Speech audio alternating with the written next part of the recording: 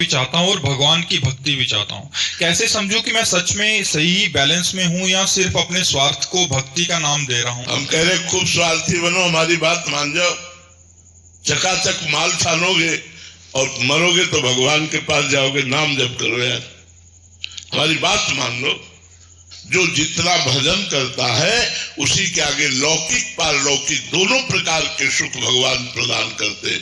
यार इतने कृपालु भगवान हैं, उतना भरण पोषण करते हैं, तो हमें लगता है अगर रुपया चाहिए तो धन कमाओ। कैसे? राधा राधा राधा राधा, और फिर इस धन से लोक परलोक सारे सुखों को खरीद लो।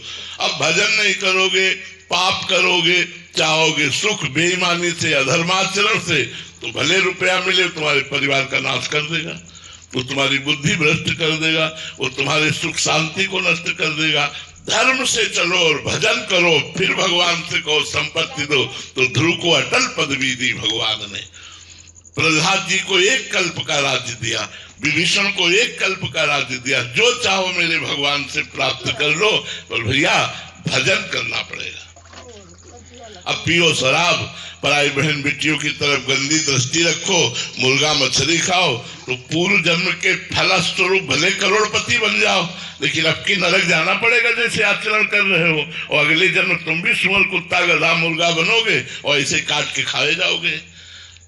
अवश्य में वो भोक्तव्यम कृतम कर्म शुभाशुभम, शुभ अशुभ कर्म का फल अवश्य भोगना पड़ेगा।